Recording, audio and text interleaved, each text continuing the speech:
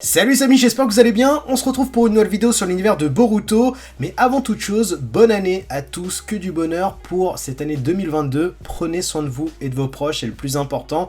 Aujourd'hui, on va se concentrer sur le chapitre 65 de Boruto, une vidéo que je n'avais pas fait en cette fin d'année. Et pourtant, Dieu sait que ce chapitre est vraiment très bon. Ce chapitre m'a plu puisqu'on a le retour enfin de Kawaki en power, en pouvoir face à Boroshiki, et on a des tips qui nous laissent penser que le Jogan est à portée de main pour cette année 2022 pour le personnage de Boruto, et surtout on a la déchéance du personnage de Naruto Uzumaki. Pour être sincère avec vous, il manquait un petit peu de piment depuis ces derniers chapitres de Boruto, depuis la fin de Ishiki, et là on arrive enfin dans quelque chose de croustillant avec la confrontation entre Boroshiki et Kawashiki dans le prochain chapitre de Boruto. Et ça va être dingue, pourquoi? Puisque on va pouvoir analyser la différence d'un hôte avec le Kama seul, donc sans l'Ototsuki en lui, et Boroshiki qui est Momoshiki qui contrôle Boruto par rapport au Kama et sa possession. C'est là où ça va être intéressant. Sincèrement, ce chapitre 65, je l'ai apprécié dans la globalité, mais j'avoue que j'ai pinaillé sur tel ou tel moment. Pourquoi? Puisque, encore une fois, on est obligé de nerfer et de mettre une déchéance totale à des anciens personnages de la licence. Donc quand je dis de la licence, je parle de Naruto Shippuden, plus précisément le 7ème Hokage, Naruto, qui sert d'appât pour donner l'ascendant et surtout le power-up à Kawaki dans ce nouveau chapitre. Et comme vous avez pu le constater, pour ceux et celles qui ont lu le chapitre 65 de Boruto, c'est le retour du Kama sur le personnage de Kawaki. Celui-ci a accepté l'offre de Amado et donc a retrouvé un pouvoir surcheaté pour protéger celui qui lui est cher, le 7ème Hokage.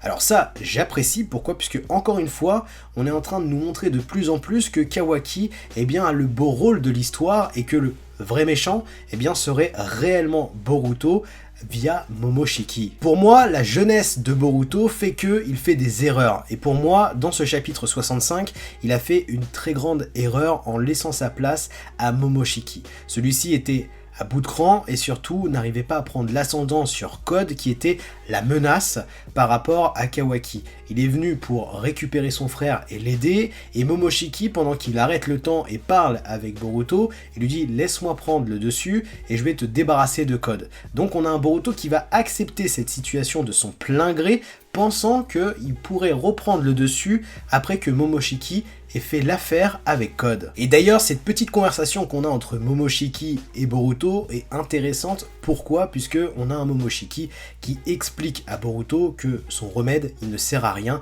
que c'est juste palliatif. Alors quand il dit palliatif, c'est-à-dire que ça atténue des symptômes, mais que ça ne nique pas la cause. C'est-à-dire que, en gros, ce médicament, il est juste en mode faux semblant. Il est là pour atténuer les symptômes, mais en aucun cas il pourra réellement arrêter cette maladie qui est donc le dégel du Kama. Et ça pour le coup, ça explique que Boruto, quoi qu'il arrive, il est vraiment dans le caca. En préambule de vidéo, je vous avais expliqué que cette année 2022, ça sent bon pour le Jogan dans le manga, et ça par rapport à ce chapitre 65 de Boruto, qui ouvre une très grande porte à l'utilisation d'un nouveau dojutsu. Alors pourquoi je vous dis ça? Tout simplement par rapport au personnage de Kawaki. Kawaki qui devient Kawashiki puisqu'il éveille son Kama, etc. Mais il n'éveille pas que le Kama dans ce chapitre 65. Il éveille une partie du dojutsu de Ishiki Otsutsuki qui était le Darmagan. Et ça pour le coup je trouve ça super intéressant et je suis ravi puisque c'était une théorie que je vous avais fait donc entre octobre et septembre de mémoire où j'avais expliqué que pour moi Kawaki quand il aurait le retour du Kama il aurait aussi le Darmagan de Ishiki puisque pour moi le Jinchuriki d'un Otsutsuki quand il a le Kama à 100% il a tous les pouvoirs de l'Otsutsuki y compris les dojutsu et c'est chose qui est prouvée dans ce chapitre 65 avec le commencement du Darmagan sur l'œil gauche ou droit de Kawaki. Et ça c'est intéressant, pourquoi? Puisque qui dit Darmagan pour Kawaki dit Jogan pour Boruto. On a cette pupille qui a déjà été utilisée dans l'anime, pour l'instant on ne l'a pas encore réellement vue dans le manga, à part avec l'apparition de cette entité divine de Otsutsuki qui était présentée lors de la conversation entre Code et Ishiki, mais pour moi il y aura forcément le Jogan qui devrait pop dans les 2-3 prochains chapitres de Boruto, voire même pendant le combat Kawashiki versus Boroshiki. Bien que ce chapitre 65 était intéressant sur le cas Kawashiki et Boroshiki, il y a aussi ce combat Code versus Momoshiki. J'ai adoré cette différence de puissance qui est montrée quand Momoshiki prend possession du corps de Boruto. On a un Code qui se fait éclataxe, et ça c'est juste magnifique, et surtout on a un Momoshiki qui va s'éclater avec des Rasengan.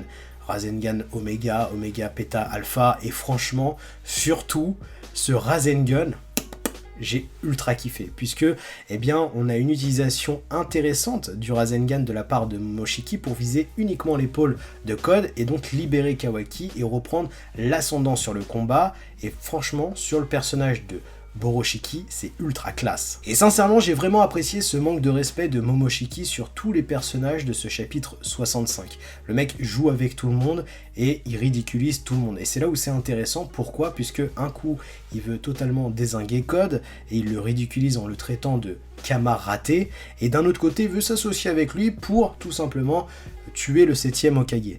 Et c'est là où j'ai été un petit peu dubitatif sur ce chapitre, c'est surtout le manque de respect qu'on va mettre sur le personnage de Naruto et de Shikamaru pour justifier l'impact et le retour de puissance de Kawaki. C'est-à-dire que je n'ai rien contre l'exploitation de la nouvelle génération, puisque ce manga s'appelle Boruto, mais nerfer à ce point-là Naruto, et le mec il ne bouge même pas, reste immobile à encaisser un méga Rasengan de Boroshiki.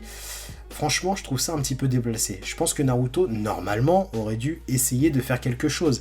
Et bien là, pour le coup, heureusement que Kawaki était là et a absorbé le méga Rasengan. En fait, si vous voulez, je n'ai rien contre qu'on nerfe Sasuke, Naruto, etc., toute l'ancienne génération, pour laisser place à la nouvelle génération. Mais il faut le faire comme il faut. C'est-à-dire que là, même si on est quand même dans un autre niveau, entre Code et Momoshiki et Kawashiki, on a un Naruto qui est en mode Sénin, je pense qu'il aurait quand même tenté de faire quelque chose. Et ce Shikamaru, qui est quand même l'un des personnages les plus intelligents du monde shinobi, dit à Naruto, vas-y, attaque, fais quelque chose, c'est pas grave si je meurs.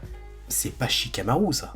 Ça, c'est pas Shikamaru. Pour moi, j'ai trouvé ça un petit peu déplacé sur ce personnage. Et surtout que c'est chaud, mais j'ai l'impression qu'on est à deux doigts de perdre Shikamaru et donc d'avoir sa mort sur les épaules. Enfin, dans tous les cas, on sera fixé au chapitre 66 de Boruto qui devrait arriver entre le 19 et le 20 janvier 2022. Dans tous les cas, j'espère quelque chose d'impactant pour ce nouveau chapitre. Le combat entre Kawashiki et Boroshiki, et pourquoi pas l'éveil du Jogan, donc qui serait la libération de Boruto sur la possession de Momoshiki, et surtout le retour de Sasuke pour peut-être sauver Shikamaru et Naruto d'une mort qui aurait pu arriver. Tout ça, ça peut arriver dans le chapitre 66, peut-être que vous avez d'autres théories ou d'autres attentes sur les prochains chapitres de Boruto, mais je pense qu'on est vraiment pas loin de l'ellipse, et donc d'avoir la suite en mode Boruto Shippuden dans les 2, 3, voire 5 prochains chapitres de Boruto. Donc je pense qu'on devrait commencer Boruto Shippuden entre mars et juin 2022. Enfin voilà tout ce que je pouvais dire sur ce chapitre 65 de Boruto. Dans la globalité, je l'ai apprécié